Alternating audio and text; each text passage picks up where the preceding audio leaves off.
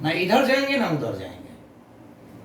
Ion उदासीन प्रवृत्ति जारी करते हैं, माने वह पीएच जिस पे एमिनो अम्ल ना तो एनोड पे जाएगा ना कैथोड पे जाएगा, उदासीन प्रवृत्ति जारी करता है, उसे उस एमिनो अम्ल का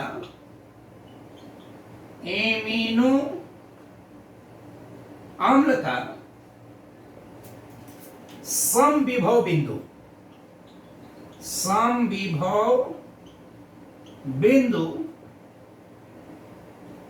यानी आइसो इलेक्ट्रिक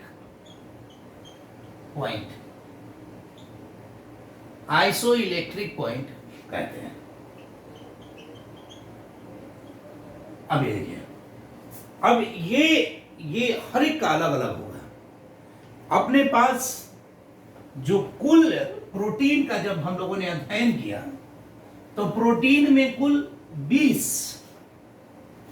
एमिनो अम्ल होते हैं, माने कुल एमिनो अम्ल यानी प्रोटीन में कुल एमिनो अम्ल की संख्या कितनी है भाई? 20 है। तो 20 में से अधिकतर का जो मान होता है, जो पीएच परास है यानी सम विभव बिंदु का सामान्य परास, माने ज्यादातर जो इनका परास है वो है 5.5 से 6.3। ये पीएच इनका होना चाहिए। इस पीएच के बीच लगभग, माने अम्लीय और क्षारीय को छोड़कर 2 अम्लीय हैं और 3 क्षारीय, यानी 15 लगभग जो हैं उनका इसी के बीच में आता है जो पीएच होता है।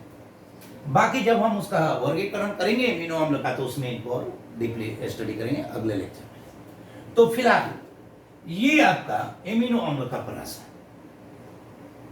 यानी जब एमिनो अम्ल, अब आप कहेंगे कि ये जो इनका परास अलग अलग क्यों है, तो एमिनो यानी समविभव बिंदु जो होता है, एमिनो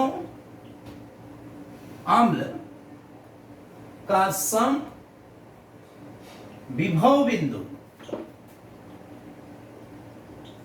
उसमें उपस्थित अभिलक्षीय समूह पर निर्भर करता है।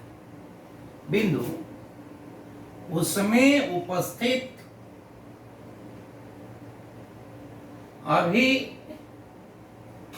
अभिलक्षीय समूह पर निर्भर करता है, यानी उसमें जो अभिलक्षीय समूह उपस्थित है उस पर निर्भर करेगा। मतलब क्या, एमिनो अम्ल का। और इसी का उदाहरण, मतलब अब समविभव बिंदु से उसकी क्या निर्धारित होती है? जल में घुलनशीलता। किसी भी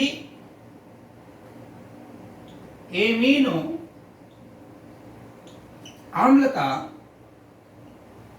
अम्ल की या अम्ल का समविभव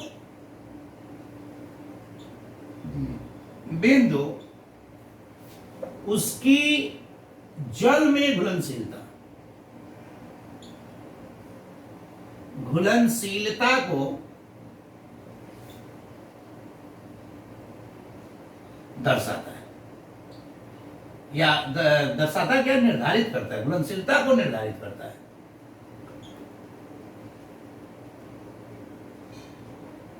मतलब अब मान लीजिए कि किसी का जो है समविभव बिंदु कुछ है, किसी का कुछ है, तो उस हिसाब से उसकी घुलनशीलता भी जल में अलग अलग होगी।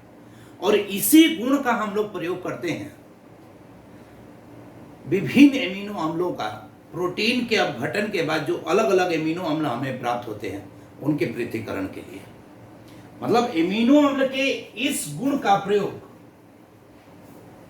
एमिनो अम्ल के इस गुण का प्रयोग, जो एमिनो अम्ल हैं के इस गुण का प्रयोग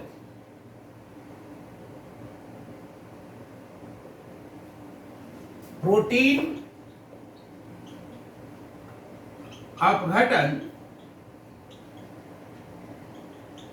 के पश्चात प्राप्त एमिनो अम्ल का पृथक्करण करने के लिए करते हैं। पृथक्करण करने के लिए किया जाता है। अब ये देखिए, तो अभी हम लोग देखें कि एमिनो अम्ल का कैसे पृथक्करण किया जाता है। उसका मतलब एमिनो अम्ल को सेपरेट अगर करना है तो उसमें उसका सबसे बड़ा रोल है आइसोइलेक्ट्रिक पॉइंट का। आइसोइलेक्ट्रिक पॉइंट किस पे निर्भर करेगा, उसमें कौन सा फंक्शनल ग्रुप है। अब ये फंक्शनल ग्रुप से क्या होता है कि जल में अलग अलग उनकी घुलनशीलता होती है। इसी का प्रयोग करके हम उनको अलग अलग मैंने डिजॉल्व करके अलग अलग टेम्परेचर पे, अलग अलग पीएच पे उनको डिजॉल्व करके हम लोग सेपरेट कर लेते हैं। अब एक और बात, जितने भी एमिनो अम्ल हैं, ये सारे एमिनो अम्ल ध्रुवण घूर्णन या ध्रुवक घूर्णन प्रदर्शित करते हैं, यानी प्रकाशीय क्रियाशील होते हैं। सभी एमिनो अम्ल ध्रुवण घूर्णन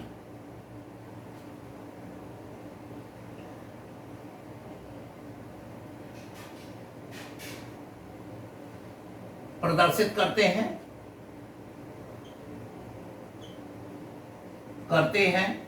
मतलब ये प्रकाशीय क्रियाशील होते हैं, ये प्रकाशीय सक्रियता दर्शाते हैं। अब ये देखिए,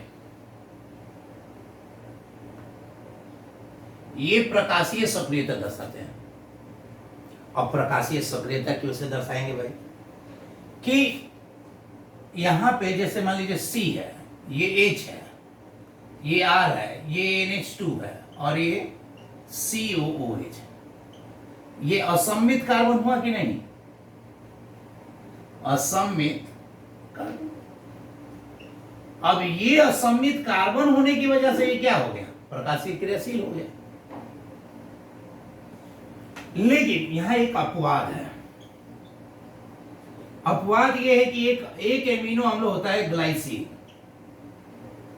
ग्लाइसिन की स्थिति यह बनती है कि इसमें CHH, NH2 और COH एकमात्र प्रकाशीय अक्रियाशील एमिनो अम्ल है।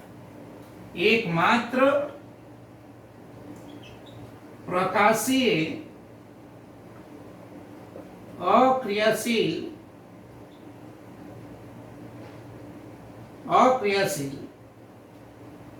एकमात्र प्रकाशीय अक्रियाशील यौगिक है या एमिनो अम्ल है।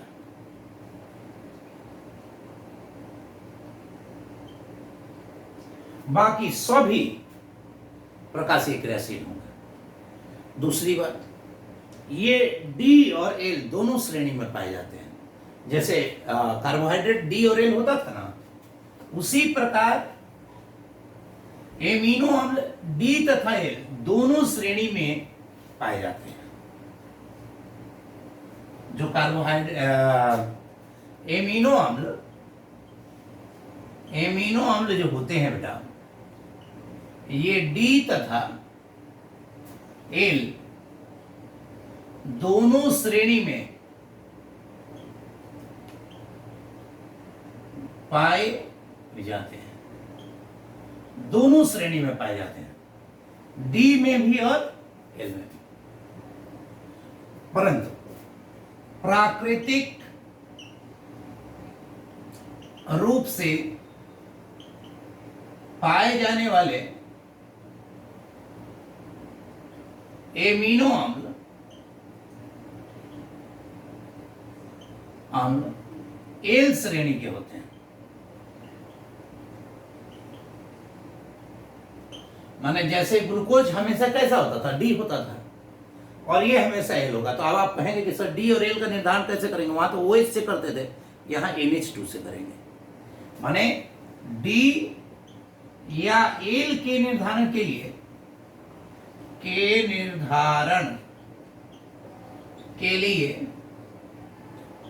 NH2 का प्रयोग करते हैं।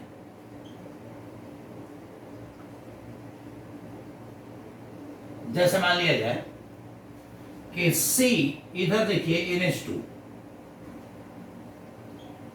COH, CH3 और ये H। अब ये देखिए, अब ये अगर इस साइड है तो ये एल हो गया। अब एलानिन 20 एमिनो अम्ल है। अगले लेक्चर में हम ये बताएंगे कि उन 20 का नाम याद करने की विधि बताएंगे, उनका वर्गीकरण कई रूप से किया जाएगा। अभी तो आपने सिर्फ देखा अल्फा बीटा गामा डेल्टा ना, कई प्रकार के और भी वर्गीकरण उनके किए जाएंगे अगले लेक्चर में। तो ये एक एलानिन है। तो अभी आपने कह दिया कि जो प्राकृतिक रूप से जितने भी एमिनो अम्ल पाए जाते हैं सब एल श्रेणी के हैं, यानी सब में आपका एमिनो ग्रुप जो है बाईं ओर ही उपस्थित होगा। तो ये एक महत्वपूर्ण बिंदु है कि माने ये जो एलानिन है, मान लीजिए कि इसी को अगर हम कहते तो ये अब आप इसका क्रिएट कर सकते हैं, इसमें हो जाएगा, दाएं हो जाएगा। तो ये देखने की बात है। तो हम लोगों ने अभी तक जो पढ़ा वो ये पढ़ा कि ये जो फंक्शनल अभिलक्षीय है, ये अल्फा कार्बन है, ये असम्मित कार्बन है, जो असम्मित है। तो इस प्रकार से अगर हम देखते हैं कि आज के टॉपिक में इतनी चीजें हम पढ़े, क्या पढ़े कि भाई प्रोटीन क्या होता है। प्रोटीन अति महत्वपूर्ण जैव अणु है। वो किस चीज से मिलकर बना हुआ है, अल्फा एमिनो अम्ल से बना हुआ है। अल्फा एमिनो अम्ल में क्या है कि अल्फा पोजीशन पे एमिनो ग्रुप है, और एमिनो ग्रुप जो अल्फा पोजीशन पे है, और वो जो अल्फा कार्बन होता है वो प्रकाशीय असम्मित होता है, जिसकी वजह से एमिनो अम्ल, सभी एमिनो अम्ल प्रकाशीय सक्रियता दर्शाते हैं केवल ग्लाइसिन को छोड़कर। फिर हमने देखा कि यह न तो अम्ल की तरह व्यवहार करता है, न क्षार की तरह व्यवहार करता है, ये लवण की तरह व्यवहार करता है। ये उभय विष्ट प्रजाति है, क्योंकि इसमें धनायन भी है, ऋणायन भी है, अम्ल की तरह भी और क्षार की तरह भी व्यवहार करता है। इसके भौतिक गुणों के बारे में भी चर्चा की है। इस प्रकार से ये टॉपिक आप बार बार इसको रिवाइज करें। अगला लेक्चर में हम एमिनो अम्ल के वर्गीकरण के बारे में चर्चा करेंगे। Best of luck. Thank you.